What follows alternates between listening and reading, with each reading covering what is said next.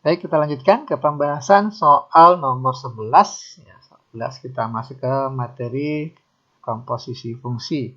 Nah, di sini kita diberikan informasi sebuah perusahaan tekstil menggunakan bahan baku kapas ya. Bahan baku kapas, kita tuliskan di sini kapas, dilambangkan dengan X. Untuk memproduksi kain melalui dua tahap. Tahap pertama menggunakan mesin A. Ya, menggunakan mesin A yang menghasilkan benang Y. Jadi dari kapas dengan mesin A dapatkan menjadikan benang lambangnya Y. Nah, dengan mengikuti fungsi Y sama dengan Fx ya, sama dengan setengah X kuadrat min X plus 4. Nah, ini fungsinya. Nah, kita geser dulu. Nah, fungsinya ini.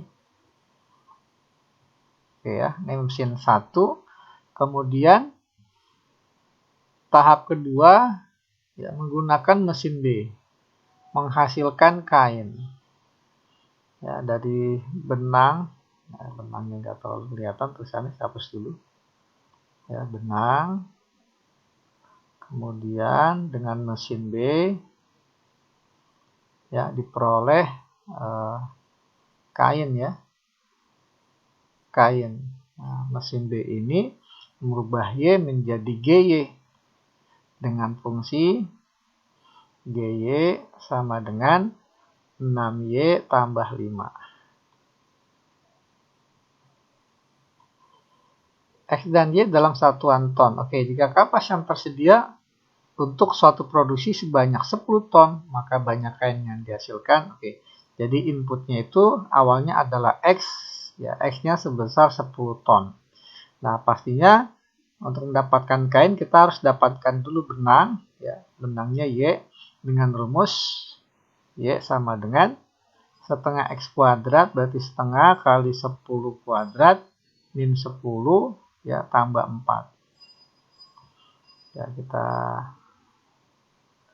geser sini aja ya. Maka nanti dapatlah 100, sorry ini 12 ya, bukan 2. 100 per 12 dikurang 10 tambah 4, 6. Nah, ini secara kebetulan bisa dibagi 4 ya.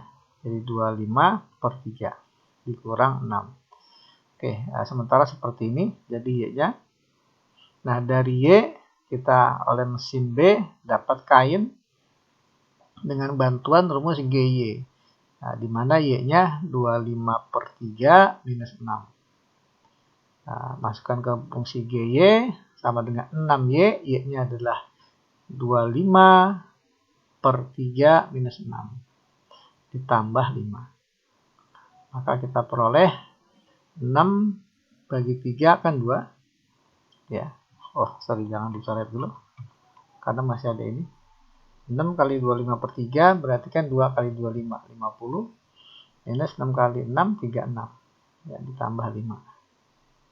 Nah, jadi kita punya 50 tambah 5, 55 dikurang 36 sama dengan 19.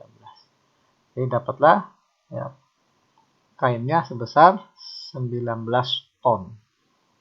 Jadi kita pilih opsinya yang E ya untuk soal nomor 11. Oke, kita lanjut ke soal nomor 12, masih tentang komposisi fungsi. Kita diberikan dua fungsi ya. Fungsi pertama fx, ini fungsi linier.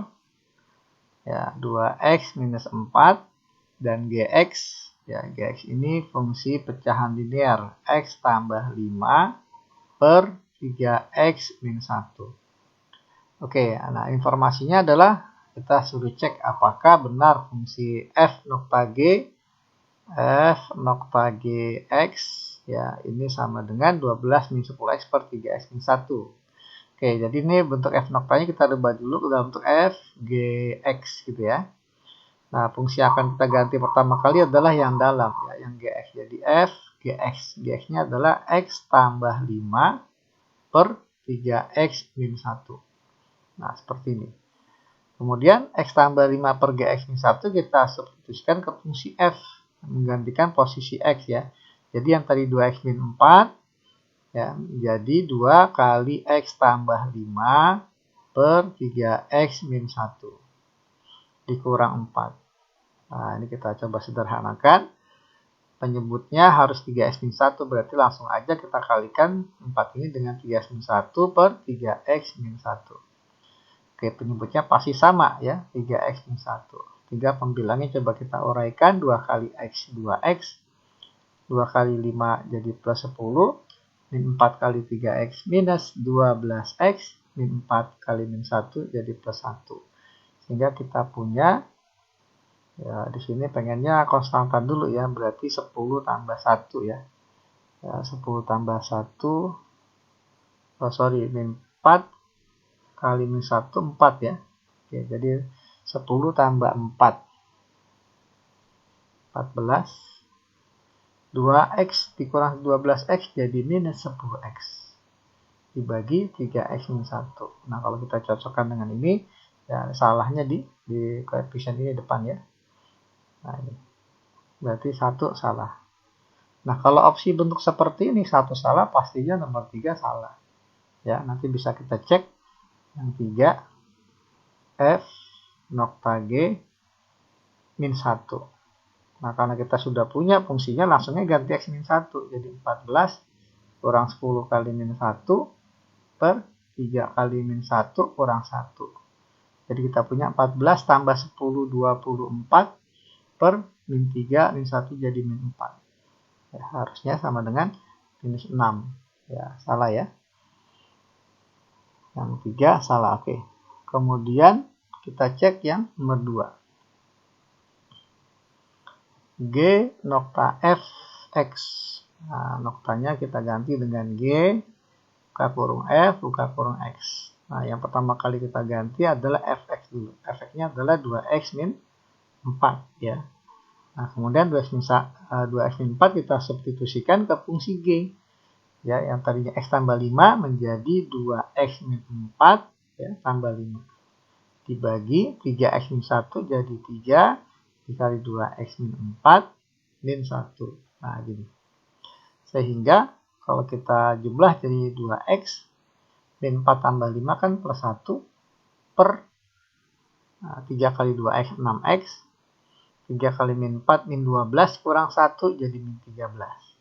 Nah, kita cocokkan dengan ini nomor 2. Nah, fungsinya sama persis ya. Jadi nomor 2 ini benar.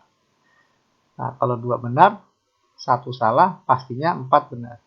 Karena nggak ada opsi hanya 2 saja, kan? Berarti 2 dan 4, jawaban pasti. Tapi kalau kita mau ngecek, nggak ada salahnya ya. Coba kita cek G nokta F2. Ya, G nokta F2. Ya, berarti dari fungsi G nokta F ini, tinggal kita ganti X dengan 2. Berarti 2 kali 2 tambah 1 per 6 kali 2 kurang 13. Jadi kita punya 4 tambah 1, 5 per 12 kurang 13 min 1. Jadi kita punya hasilnya min 5. Ya, cocok ya. Jadi nomor 12 kita pilih opsinya yang C ya. 2 dan 4 saja yang benar. Oke, kita lanjut ke soal nomor 13. Nah, nomor 13 masuk ke inverse dari suatu fungsi. Oke, kita diberikan fungsi fx. Kita tuliskan fx-nya ini fungsi linear 2x min 4. Ya, kemudian gx-nya kita punya bentuk fungsi irasional ya, bentuk akar dari x tambah 5. Nah, ini. Nah, ada yang harus kita cek benar atau salah untuk fungsi f nokta g. Ya, dari x sama dengan, berarti kita nyatakan dalam bentuk f gx. Kemudian, nah yang pertama kali kita ganti adalah yang dalam, yakni yang gx. Gx-nya ada akar x tambah 5. Kemudian akar x tambah 5 kita masukkan ke fungsi fx ya, menggantikan posisi x. Jadi yang tadi 2x min 4 jadi 2 kali x, x-nya akar x tambah 5 ya, diganti dikurang 4. Nah, kalau kita perhatikan ini bentuknya setara ya. Jadi, kalau ini kan 2 akar dulu baru kurang 4, ini min 4 baru tambah 2 akar, jadi sama. Jadi boleh kita bentuk min 4 tambah 2 akar x tambah 5. Jadi pernyataan 1 ini benar. Kemudian pernyataan 2, ya, inverse dari fungsi fx ketika x sama dengan min 6 apakah sama dengan 5, gitu ya. Nah, kita lihat fungsi fx-nya ini adalah fungsi linear, ya, ax tambah b. Nah, ini kan inverse-nya adalah x min b per a, ya. X min b per a. Nah, gini. Sehingga kalau kita punya fungsi fx 2x min 4, berarti kan A-nya 2, B-nya min 4. Sehingga inverse-nya adalah, ya, X min dari B. B-nya min 4. Ya, dibagi 2. Ya, dibagi A. Atau sederhanakan, F inverse-nya menjadi X tambah 4 per 2. Nah, kita cek apakah ketika X-nya min 6, hasilnya 5. Ya. Kita ganti X-nya dengan min 6, maka dapatlah min 6 tambah 4 per 2 atau min 2 per 2 sama dengan min 1.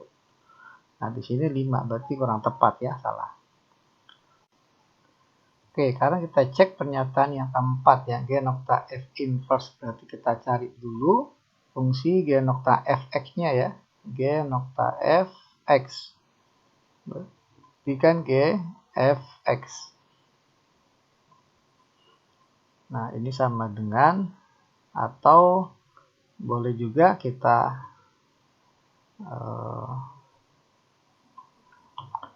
langsung, ya, bentuk inverse G nokta F inverse X. Nah, ini setara dengan F inverse nokta G inverse, ya, X. Berarti kita jadikan F inverse kurung G inverse X. Nah, gini.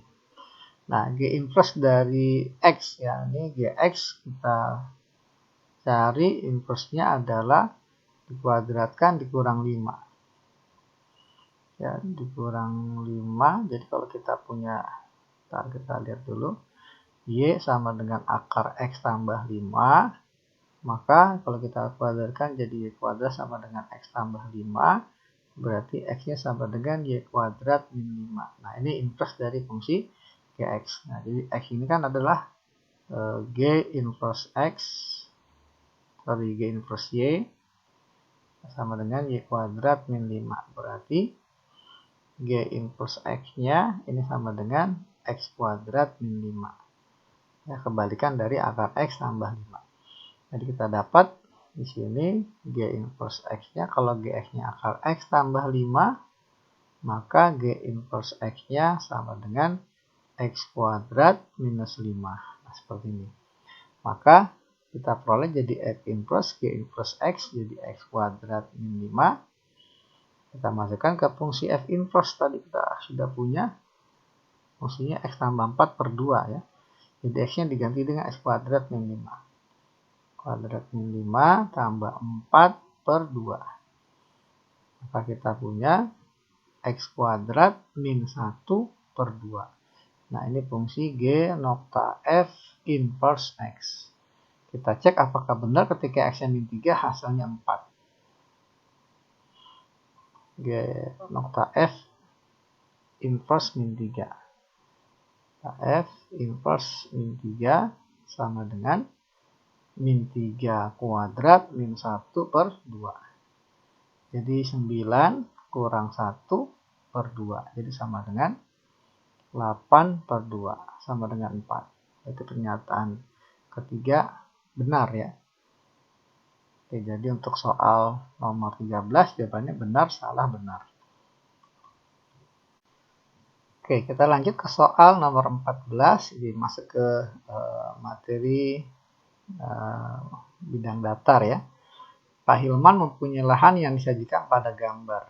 Oke, ini gambar segitiga EDK yang berimpit dengan segitiga MFL, ya. Oke, berdasarkan gambar kita panjang FL 18, FM 24, ya, sama dengan DE juga 24. Jika di sekeliling lahan akan diberi pagar. Ya, sekeliling lahan diberi pagar. Maka panjang pagar yang dibutuhkan sekeliling lahan berarti ini, ya. Nah, keliling bangun. Ya, berarti ini enggak termasuk yang akan kita kasih pagar, ya. karena posisinya nggak di luar ya. Jadi sekeliling lahan, nah, lahan berarti kan yang ini ya. Akan kita kasih pagar. Oke, berarti sama aja kita menentukan keliling dari bangun ya, keliling lahan ya, keliling lahan. Nah, kalau kita lihat kelilingnya, katakanlah kita start dari titik M, MD ya, berarti panjang MD tambah DE gitu ya, tambah EK tambah KF tambah FL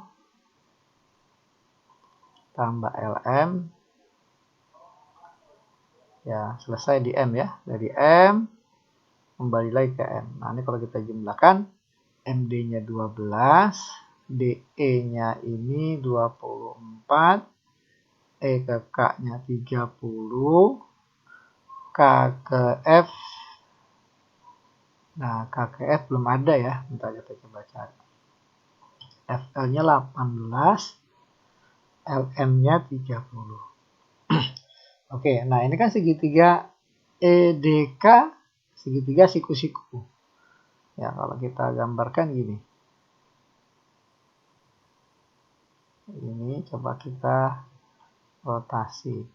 Ya, seperti ini. Ini EDK. Panjangnya 24, 30.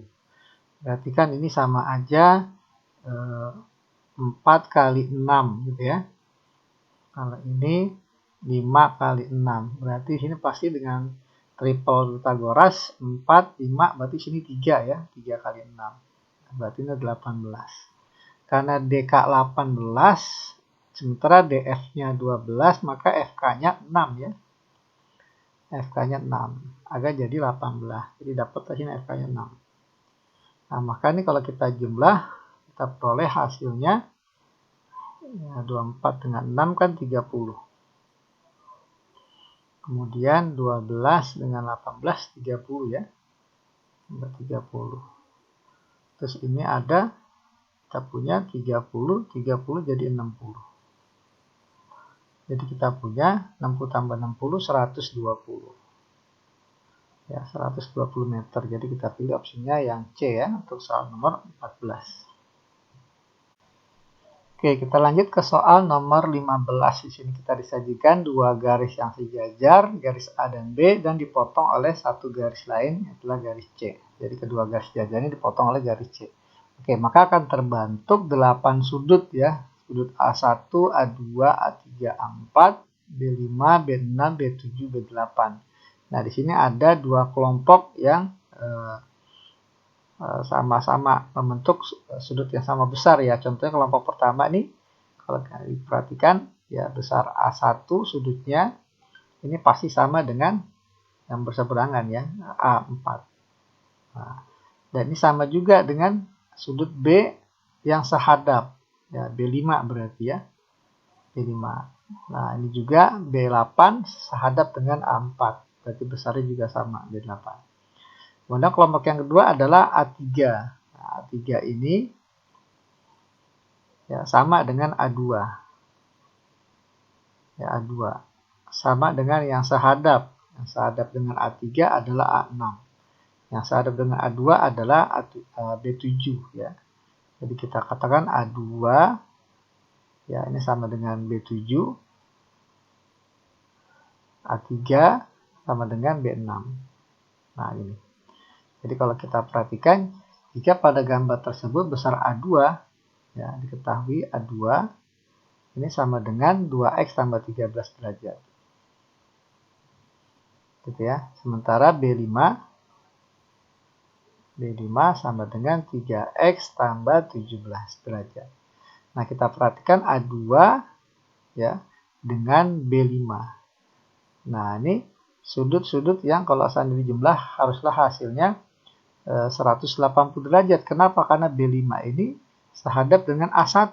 Ya, A1 tambah A2 pasti jadi 180 derajat. Karena dia sudut berpelurus ya. Jadi kalau kita tuliskan A2 tambah B5 Nah, ini haruslah 180 derajat. A2-nya adalah 2X tambah 13 ya, derajat, tambah B5-nya 3X tambah 17 derajat. Sama dengan 180 derajat. Kalau kita jumlahkan 2X tambah 5, 3X kan jadi 5X. 13 tambah 17 ya jadi 30 derajat. Sama dengan 180 derajat. Sehingga nilai 5X ini sama dengan 180 kurang 30, 150 derajat. Maka dapatlah nilai X-nya sama dengan 30 derajat. Nah, dapat X-nya 30 derajat. Nah, sekarang kita bisa cari ya. Pada kotak yang memiliki besar sudutnya 73 derajat. 73 derajat berarti yang B5 ya. Karena kalau kita hitung B5 sama dengan 3 kali X. X-nya 30. Oh, sorry, ini jadi 90 ya. 90 tambah 17 berarti 107. Oh sorry, bukan B5, berarti A2. Baru kita cek A2. A2 2X berarti 2 kali 30 derajat tambah 13. Ya betul ya. 60 tambah 13 berarti dapatlah 73 derajat. Berarti yang nilainya sama dengan A2 alias 73 derajat. Ya, ini ada di A2. A2 ini sama dengan A3. Samanya dengan B7.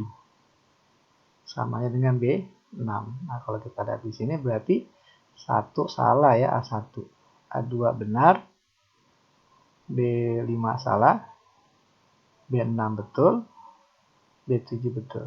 Jadi pernyataan 2, kemudian 45 ya, 245. 245. Oke. Jadi untuk nomor 15 jawabannya 245. Oke, kita lanjut ke soal nomor 16. Kita punya titik P, ya, titik P ini ada di koordinat min 10,4. Dicerminkan terhadap garis Y sama dengan X. Oke, kalau kita punya X, Y, dicerminkan terhadap garis Y sama dengan X. Nah, ini bayangannya tinggal kita tukar tempat. Jadi Y, X.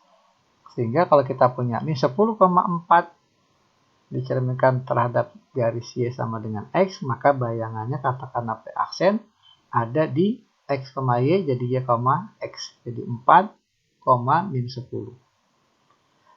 Nah, kemudian dilanjutkan dengan translasi. Nah, katakanlah kita punya X, Y ditranslasi oleh AB.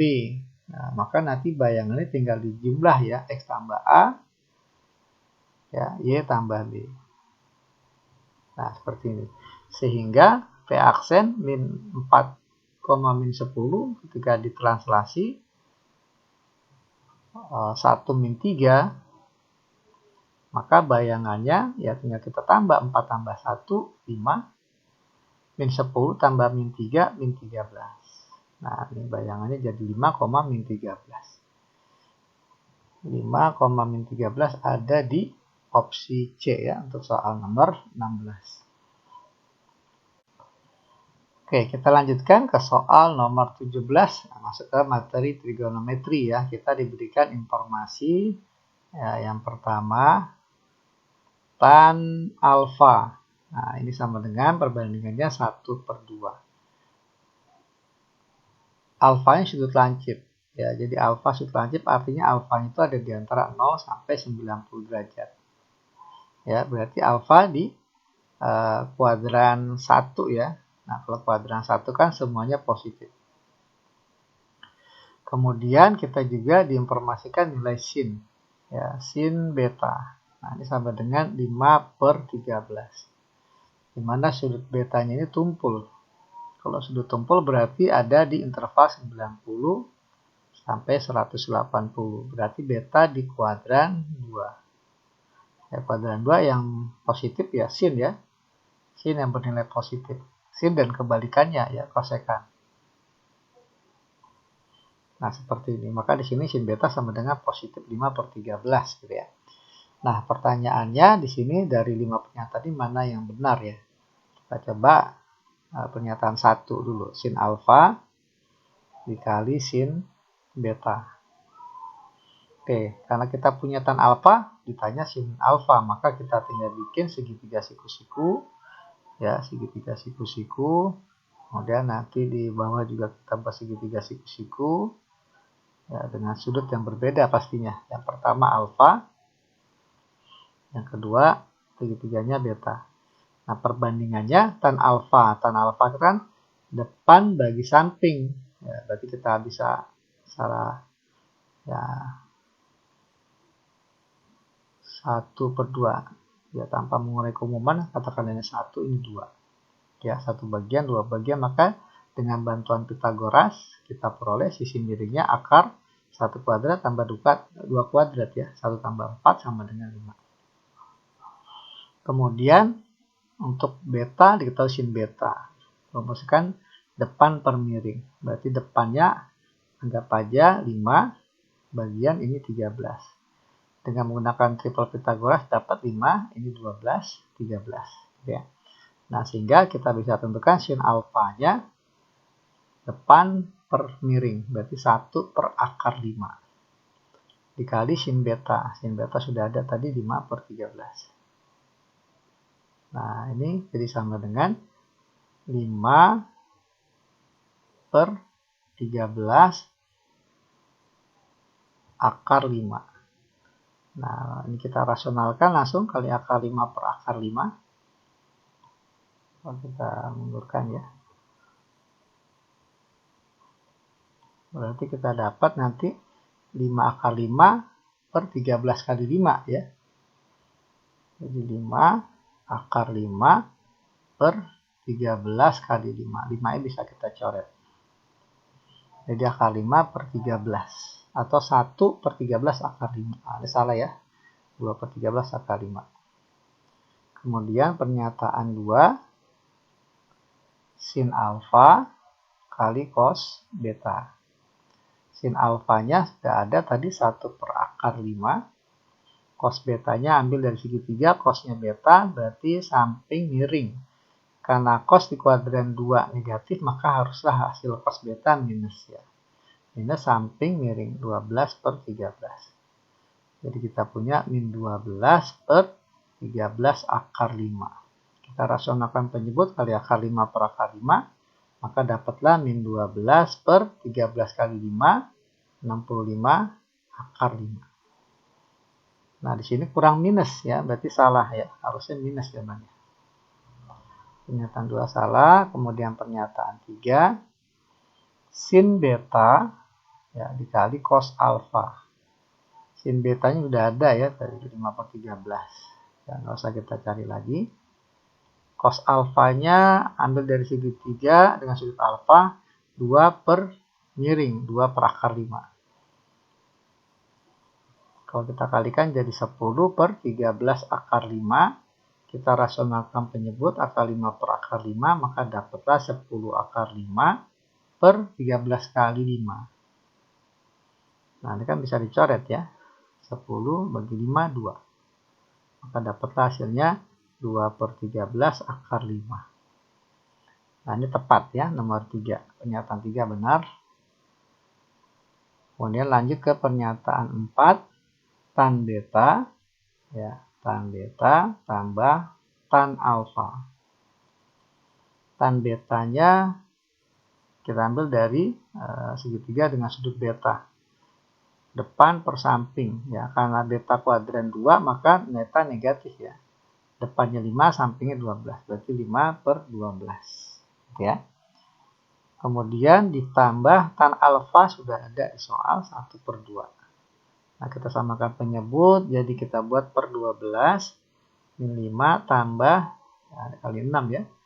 Nah, sama dengan 1 per 12. Oke, di sini minus, ya. Minus 1 per 12, harusnya plus 1 per 12, berarti salah. Oke, kita lanjut ke pernyataan 5. Pernyataan terakhir, nilai cos alfa kali nilai cos beta. Cos alfanya tadi sudah ada 2 per akar 5.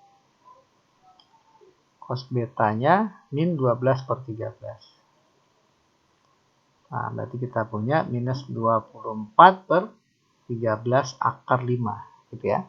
Kita rasionalkan kali akar 5 per akar 5, maka dapatlah minus 24 akar 5 per 13 kali 5, 65. Nah, ini tepat pernyataan 5 ya.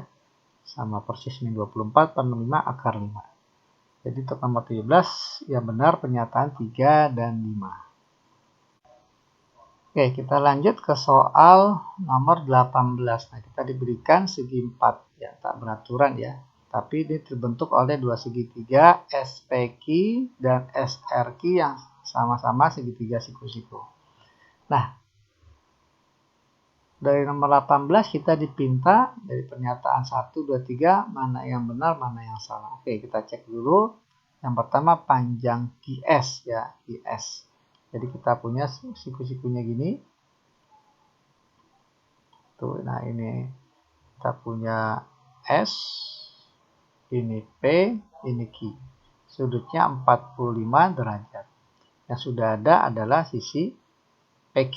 Nah, yang ditanya SQ. Nah, berarti kan PQ ini samping, ya, sudut 45 di samping, SQ ini adalah sisi miring. Berarti samping miring kita gunakan cos ya. Berarti cos 45 derajat. Ini kan sama dengan PQ 20 per QS atau SQ. Nah, ini yang ditanya. Berarti QS bisa kita tuliskan sama dengan 20 per cos 45. Cos 45 itu setengah akar 2. Nah, ini sama aja dengan 20 bagi setengah kan jadi 40 ya. 40 per akar 2. Kali akar 2 per akar 2, ya kita rasionalkan penyebut jadi 40 akar 2 per 2. Sehingga dapatlah QS-nya 20 akar 2. Nah, ini pernyataan pertama salah ya. Harusnya akar 2 bukan akar 3. Nah, kemudian RS. Nah, kita tuliskan di sini. Berarti ini 20 akar 2. Kita cari RS. RS ada di segitiga berikutnya. Oke ya.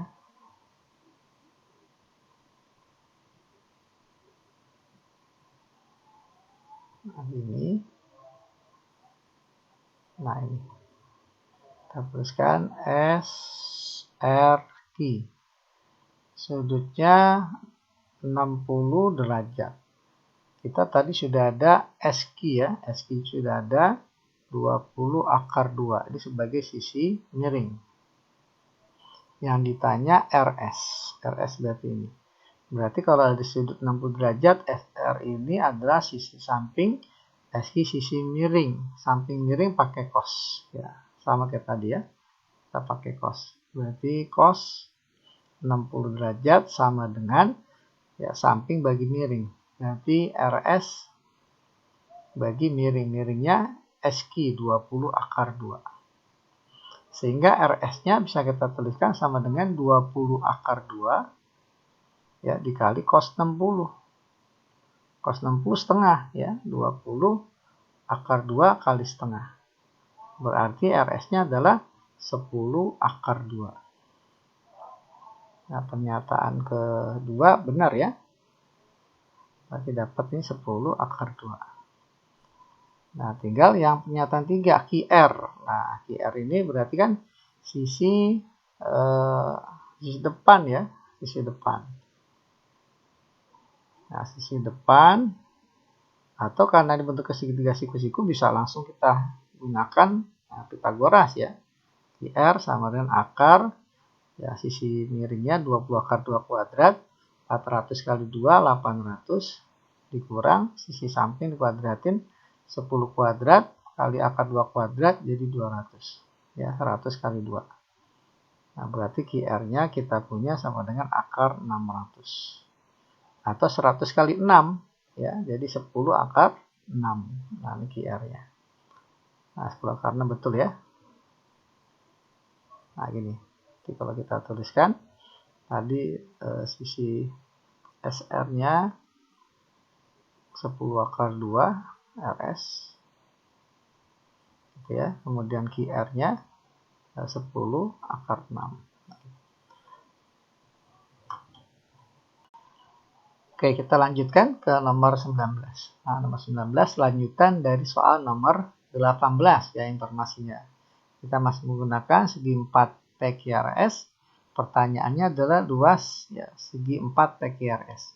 Nah, kalau kita perhatikan luas segi 4 PQRS ini, luas PQRS ini sama dengan luas segitiga SPQ ya, SPQ tambah luas segitiga SRQ. Nah, gini ya. Nah, SPQ dengan SRQ sama-sama segitiga siku-siku ya. Jadi kita bisa menggunakan alas kali tinggi bagi 2. Tapi khusus untuk yang SPQ kita hanya dapat alas tingginya tidak. Jadi hanya menggunakan sisi miring dan sisi samping, tapi ada sudut yang diketahui. Maka kita bisa manfaatkan rumus segitiga yang lain setengah kali 2 sisi yang mengapit sudut, yakni 20 dan 20 akar 2 dikali oleh sin dari sudut yang mengapit ya.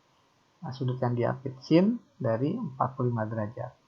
Nah, ini untuk mencari SPQ ya, luas segitiga SPQ. Kemudian untuk luas segitiga SRQ, ini panjang sisinya lengkap ya, tiga-tiganya ada. Jadi kita bisa gunakan setengah kali alas kali tinggi. Alasnya katakanlah RQ 10 akar 6, maka tingginya SR ya 10 akar 2. Nah, ini kalau kita hitung 10 ya, coret dengan ini kan 10 ya. Nah, 10 kali 20 akar 2 jadi 200 akar 2. Sin 45 kan setengah akar 2. Tambah ini jadi 10 kali 10 100 bagi 2 50. Akar 6 kali akar 2 jadi akar 12. Nah, ini akar 2 kali akar 2 dibagi 2 habis ya. Ya, habis jadi 2 per 2. Jadi dapatlah di sini 200 ya, ditambah 50 kali akar 12 itu berarti kan akar 4 kali 3, artinya 2 akar 3. Jadi kita peroleh 200 ditambah 50 kali 2, 100 akar 3. Nah, 200 dan 100 bisa difaktorkan ya, bisa dibagi dengan 100. Maka jadi 2 dan ini jadi akar 3. Maka dapatlah luas PQRS sama dengan 100 kali 2 tambah akar 3 meter persegi. Nah, jadi kalau kita lihat ada di opsi E ya untuk soal nomor 19. Oke, kita lanjut ke soal nomor 20 tentang statistika data tunggal. Oke, di sini kita diinformasikan data peserta didik yang tidak mengikuti pelajaran matematika karena sakit selama 6 bulan. Nantinya bulan pertama ada 10 orang, bulan kedua ada 9 orang, bulan ketiga ada 5 orang, bulan keempat ada sebanyak P orang, bulan kelima ada sebanyak 6 orang, bulan keenam ada sebanyak 7 orang.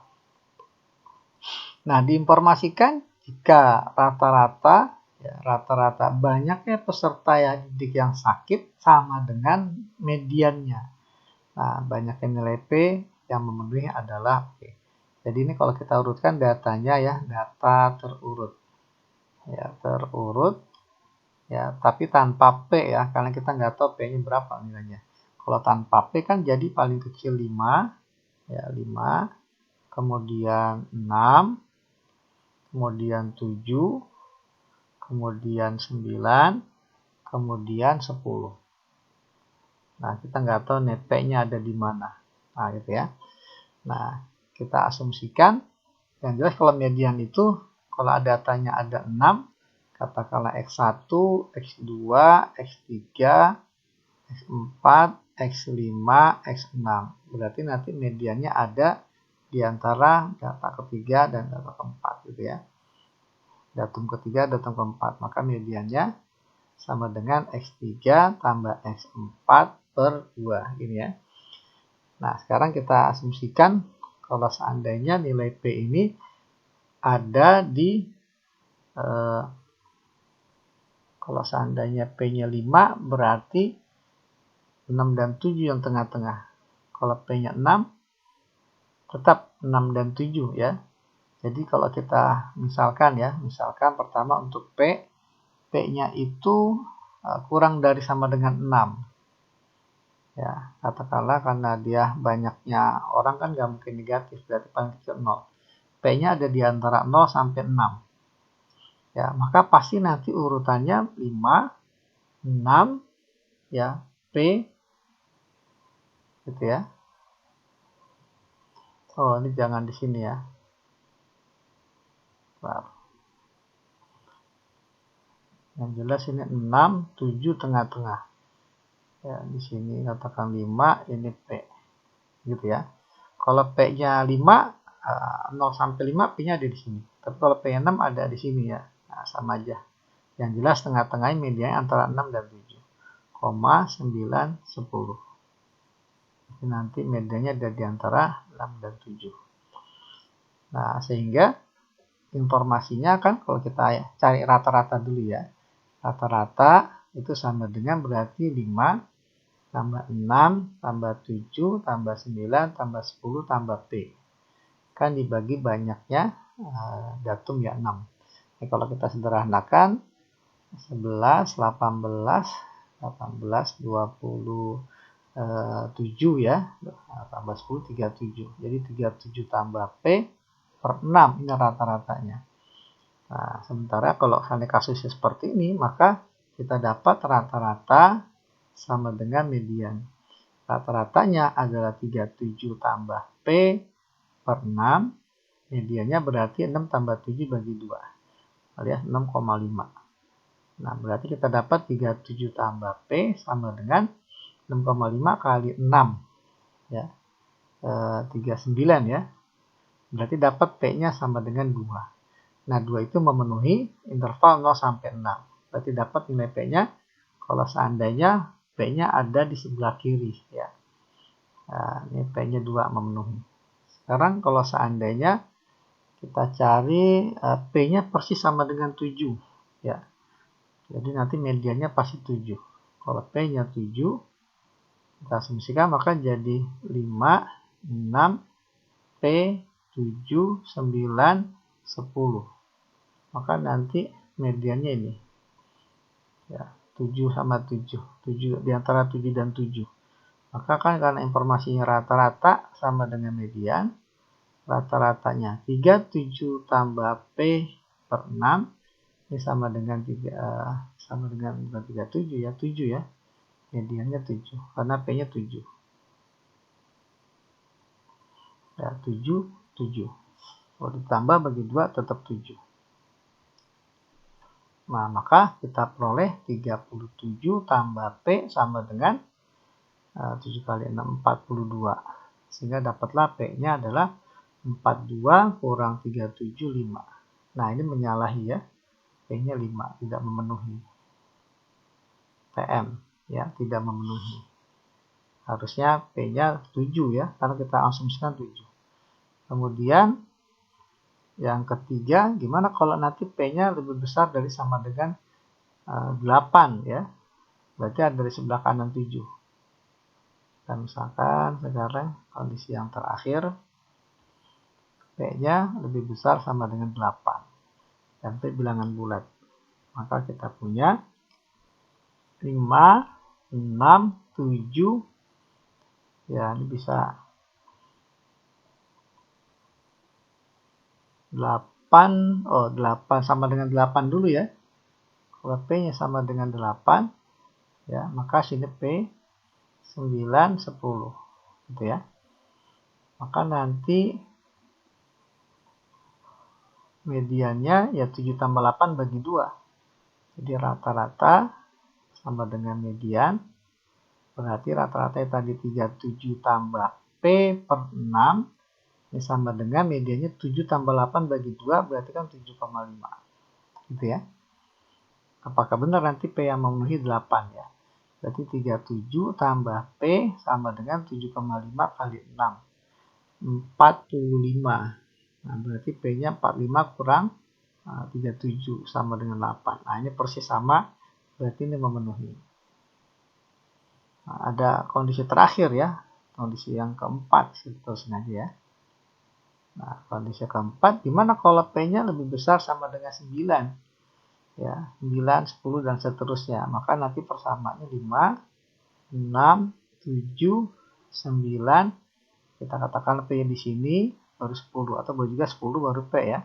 Karena kalau seandainya P-nya 10 berarti jadi 10, 10. Kalau P-nya 9, ya ini tepat ada di sini, 9, 9, 10.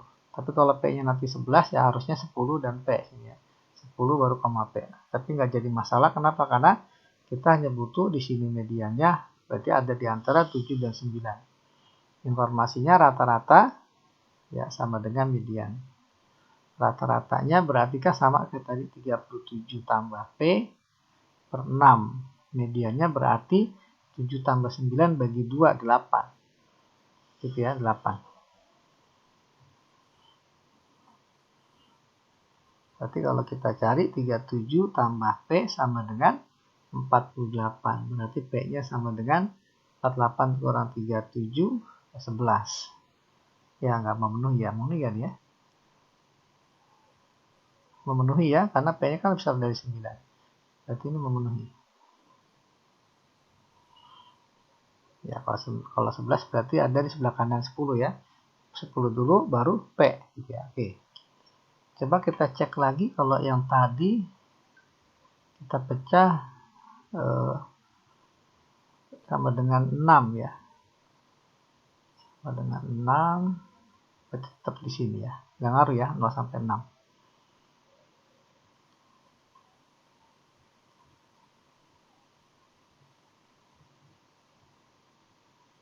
Kalau sama dengan 6 berarti tetap 6 dan 7. Ya oke. Jadi hanya informasi yang kita dapat, nilai P yang memenuhi ada 2, 8, 11 ya. Berarti P-nya ada sebanyak 3 ya. 3. Berarti haruslah opsi yang memenuhi adalah C untuk soal nomor 20.